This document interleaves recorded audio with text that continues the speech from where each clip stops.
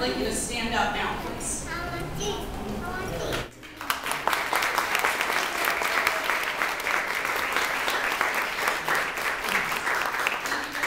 We really appreciate your continuing commitment to this event. And I would also like to recognize in the audience, we have a number of people without whom this event wouldn't be possible, and those are the nominators. Can you stand up if you nominated someone this year?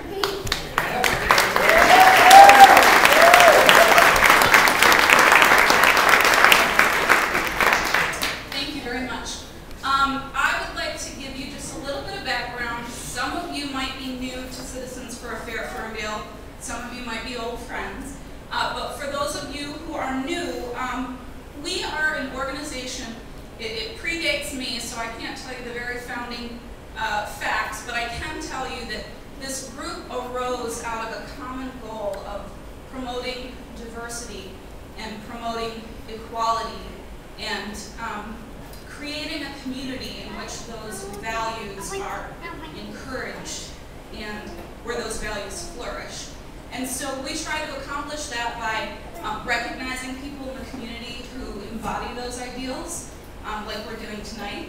We also host candidate forums for library board, school board, council, mayor, and sometimes local ballot initiatives. And the reason that we do that is because we want to make sure that the community is informed about what's going on and that people have equal and fair access to that information. And I'll tell you a little bit later on in the program about an upcoming event where we're hosting a forum. Thanks, Kat. Kat gave me a microphone and I'm in a comedy club. This is one of my favorite things. I'd be tempted to start to roast. Let me just tell you this.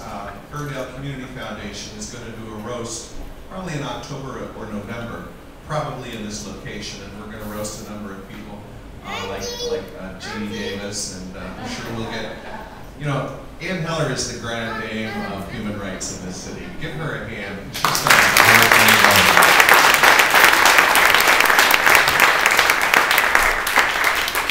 This is one of my favorite organizations, and tonight is one of my favorite things. I think it's actually my second favorite event each year in Ferndale, right after the pub crawl.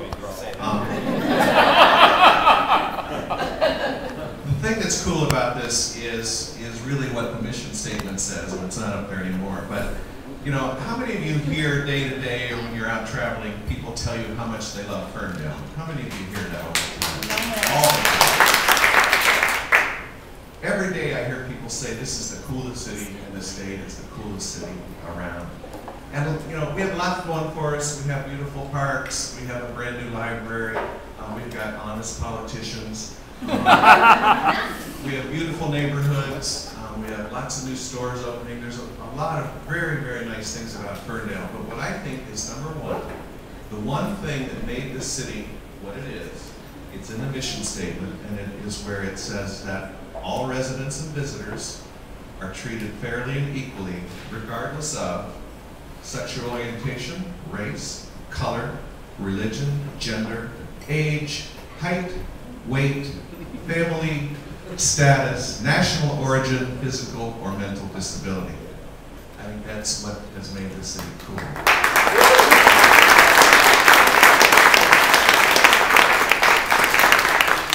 And if that's what made the city cool and welcoming and inclusive community, then we have to figure out how we made that happen. And it's the people in this room, it's this organization, and the people who work for the Human Rights Ordinance. So all of the people who are winning awards tonight, you are the reason that this is the coolest city in the state. Thank you. Or she might be developing one of the great successful club programs that she's worked on.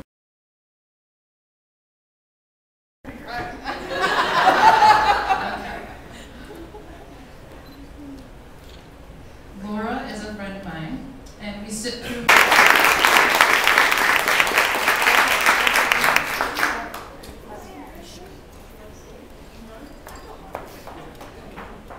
I have never been in a room full of so many of my favorite people. Hello, my name is Francine. Is this Kleenex box covering my face? neighbor Short is here. I am so excited to give out this next award, and it's to Doug and Penny Gephardt. Could I have you both up here, please? I went over to their home to take their picture. In a matter of 2 minutes, I fell in love with this couple. They are wonderful. Carl and Jim, over here, you want to raise your hands? Carl and Jim, he's taking pictures, okay. Nominated Doug and Penny Gephardt because when they moved into their Ferndale neighborhood in 1998, the Gephardts treated them, their gay neighbors, as friends and members of the neighborhood and community. In addition, they were always helping neighbors with snow removal and privately engaged in meaningful neighborhood watch efforts for everyone. We consider them an excellent example of Ferndale citizens who daily practice the golden rule with all their endeavors. When talking to Carl and Jim about the Gephardts, they passionately spoke of Doug and Penny as a caring type of neighbor who we all remembered when we were growing up. Neighbors we don't encounter very often because of busy schedules and fast-paced living. Doug and Penny bring into the neighborhood a sense of security. If you need something, whether it's a cup of sugar when you're baking cookies, or someone to call the police if you see someone working around your home, it's nice to know you can depend on them. Knowing the people who live around you provides a strength and sense of pride to your home and neighborhood. Coming home just feels nicer.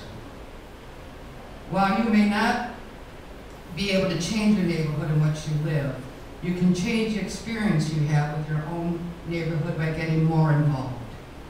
Doug and Penny, in their own special way, have embraced and celebrated people's differences and have learned that a smile given to a neighbor is a good habit to start. It's the quickest way to know people and build relationships. Doug and Penny Gephardt.